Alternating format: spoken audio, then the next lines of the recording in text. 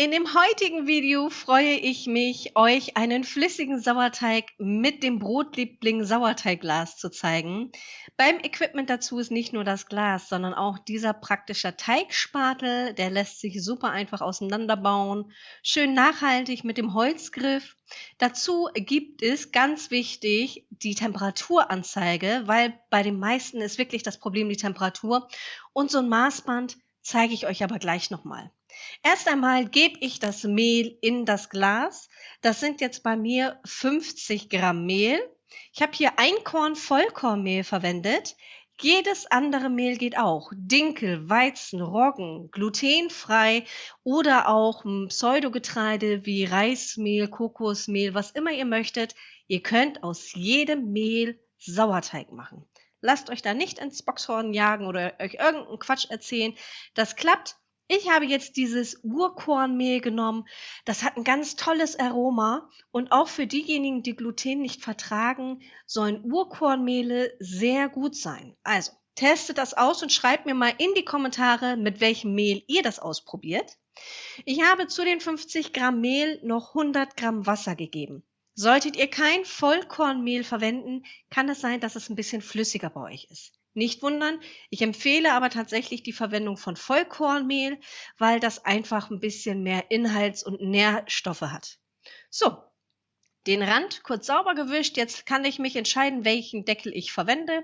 Ich nehme hier diesen schönen Leinendeckel, passt perfekt drauf. So, und dann habt ihr dieses Band. Das zeigt jeden Tag der Woche an und dann nochmal stündlich, beziehungsweise 6, 12, 18 Uhr und dann nochmal dazwischen im 3-Stunden-Takt. Das heißt, anhand dieser Ähre, die da jetzt links neben den Zahlen ist, ihr könnt das erkennen, war bei mir das jetzt der Dienstag, so circa 10 Uhr. Das heißt, ich habe das nach dem Strich ein bisschen weiter nach rechts gestellt und gehe mit dem oberen Rand auf die oberen Teigrand und gebe jetzt noch mal eben hier den Aufkleber drauf. Das ist die Temperaturanzeige.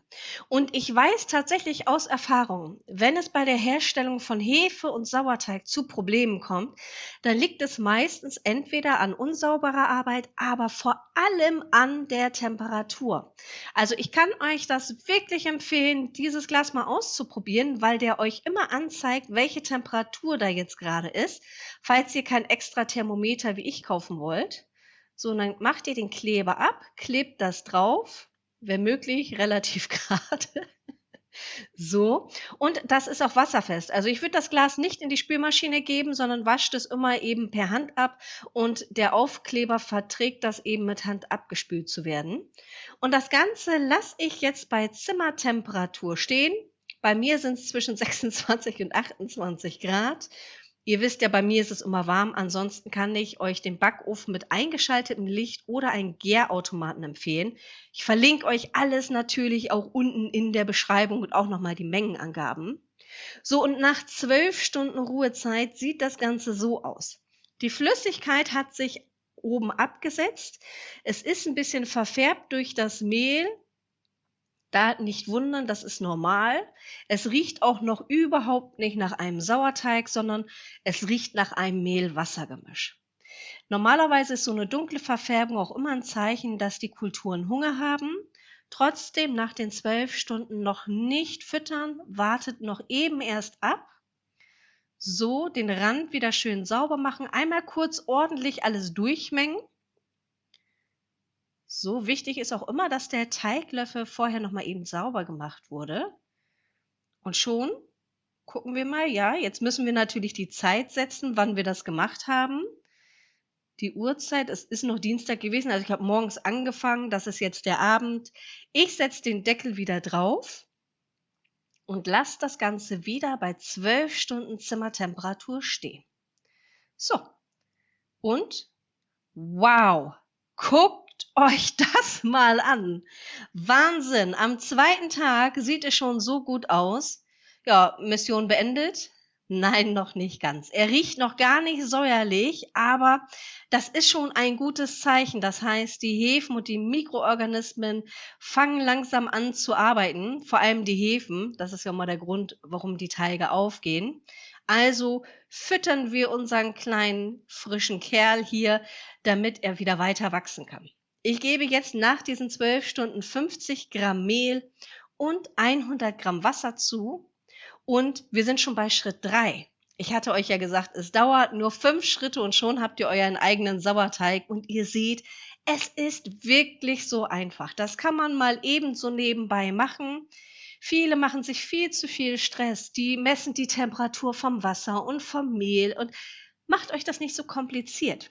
Hier auf meinem Kanal versuche ich euch das ganz einfach nahezubringen, wie einfach man Sauerteig und Hefe selber herstellen kann. Super einfach nebenher, gesund und lecker zu Hause backen, ohne irgendwelche chemischen Zusatzstoffe. Deswegen, falls euch mehr davon interessiert, abonniert gerne meinen Kanal und gebt diesem Video einen Daumen hoch, teilt es, damit ganz viele andere das auch angezeigt bekommen und das ganz einfach nachmachen könnt. So, mein Maßband ändere ich um. Wir haben jetzt mittlerweile Mittwoch. So, das heißt, links ist der Tag und rechts davon dann die Uhrzeit. Da war es jetzt bei mir 9 Uhr. Also die 12 Stunden sind auch immer nur so ein grobes Maß. Wenn es mal eine Stunde länger oder also früher oder später ist, ist das jetzt nicht dramatisch, aber guckt immer, dass ihr das ungefähr hinkriegt. So, und dann nach 24 Stunden Ruhezeit, oha, da hat sich schon ordentlich was getan. Ich hätte es schon nach 12 Stunden füttern können. Ich halte mich aber tatsächlich genau an diesem Plan, der bei euch unten in der Beschreibung drinne steht. Dann habt ihr da so einen Leitfaden, wo ihr euch dran hangeln könnt und ihr seht, der ist gestiegen, wieder runtergesackt. Das ist ein Zeichen dafür, dass der jetzt wirklich Hunger hat. Auch die Verfärbung deuten darauf hin. Jetzt sind es nur noch 24 bis 26 Grad. Ihr könnt es am Thermometer übrigens gerade sehen. Das ist das, wenn das so hell angezeigt wird, wie die Temperatur bei euch ist. So, also schnell das Kerlchen füttern. Wir sind bei Schritt 4. Ich gebe 100 Gramm Mehl und 100 Gramm Wasser hinzu. Das Glas reicht wirklich für jede Menge Sauerteig. Und das Tolle an diesem Video ist, und da möchte ich mich nicht selber loben, aber ich zeige euch, was ihr mit Sauerteigresten machen könnt und wie ihr mit diesem flüssigen Sauerteig, den wir jetzt gerade herstellen, sogar ein eigenes Brot backen. Richtig lecker, lasst euch da überraschen. So, wir füttern, wie gesagt, jetzt unseren Kerlchen hier. Ich gebe immer am besten bei flüssigem Sauerteig erst das Mehl hinzu und danach das Wasser. Meiner Erfahrung nach klumpt es dann weniger, beziehungsweise die Klümpchen lassen sich besser aufteilen. Wie ist das für euch? Welche Methode habt ihr gemacht? Habt ihr erst das Wasser hinzugegeben oder beides gleichzeitig? Schreibt es mir gerne in die Kommentare. Meiner Erfahrung nach finde ich es bei flüssigem Sauerteig schöner, erst das Mehl hinzugeben, vermischen und dann das Wasser. So, ich mache das jetzt absichtlich so, dass ich das Glas nicht zwischendurch reinige. Denn es befinden sich ja jetzt in diesem Glas genau die richtigen Bakterien. Und natürlich kann ich das jetzt umfüllen, zwischendurch das Glas sauber machen und das dann wieder hineinfüllen. Aber ich lasse es jetzt für diese 5 Tage in diesem Glas drinne und erst danach reinige ich das Glas einmal, um dann wieder den Sauerteig zu füttern. Aber auch das kommt gleich noch in dem Video. Kennt ihr dieses Brotlieblingglas eigentlich schon? Das würde mich mal interessieren. Ich bin da durch Zufall drauf gestoßen und ich finde das total hilfreich, gerade für Sauerteiganfänger. Da kann natürlich nicht nur der flüssige Sauerteig, sondern auch der normale oder Lievito Madre hergestellt werden. Wie das geht, werde ich euch selbstverständlich auch nochmal zeigen.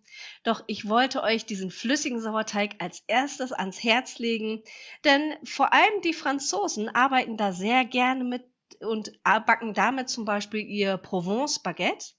Und ihr könnt aus einem flüssigen Sauerteig auch wieder einen festen Sauerteig machen oder aus einem festen Sauerteig einen flüssigen. So, das Maßband wandert jetzt weiter hoch. Ich gucke, dass ich da einigermaßen gut die Kante erwische, aber ich muss auch den richtigen Tag hier treffen. So, schieben wir mal, schieben wir mal. Ja, das sieht gut aus. Das passt doch. Ist wirklich sehr hilfreich mit dieser Linie, finde ich tatsächlich. So, und dann lassen wir das Ganze nochmal stehen.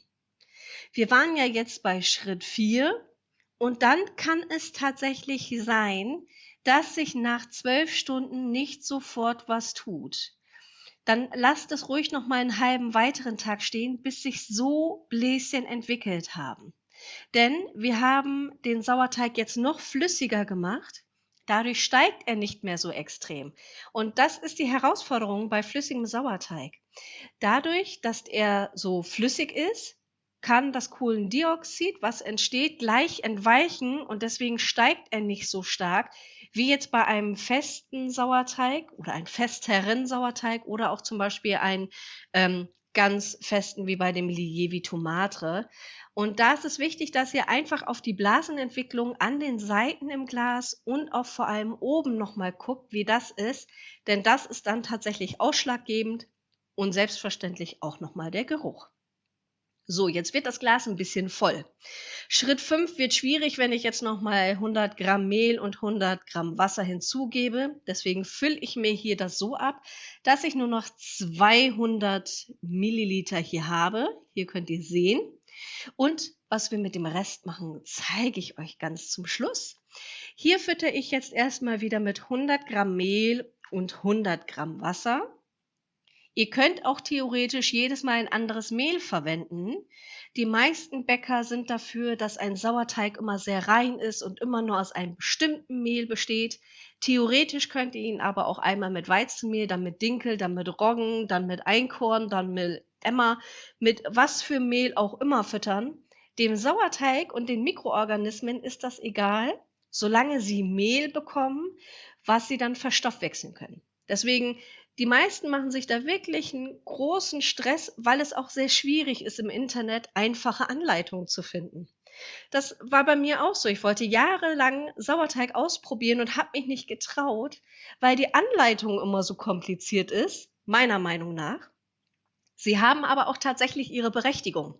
Das ist quasi Sauerteig für Fortgeschrittene und ich zeige euch, wie ihr ganz einfach als Laie Sauerteig herstellt und ich persönlich finde, das ist auch die schönste Art und Weise, Sauerteig herzustellen. Natürlich kann alles immer ein bisschen wissenschaftlicher sein, aber das überlasse ich anderen. Deswegen freue ich mich, wenn ich euch jetzt hier ein bisschen die Angst nehmen kann, selber Sauerteig herzustellen. Es ist wirklich total einfach. Die oberen Ränder streiche ich so ein bisschen sauber, so gut es geht. Einmal von außen, einmal von innen. Ich habe es beim Umfüllen habe ich ein bisschen geklebt. Muss ja auch nicht alles perfekt laufen, so eben den oberen Rand, damit das Leintuch auch nicht so schmutzig ist. Den Rand wieder ein bisschen mit dem Teigschaber sauber machen. So, ich mache das auch, wie ihr seht, ganz einfach und grob, ohne da eine Kunst draus zu machen, aber dann kann ich besser erkennen, wie sich der Teig entwickelt an der oberen Kante. Ist der viel gestiegen, ist der wenig gestiegen?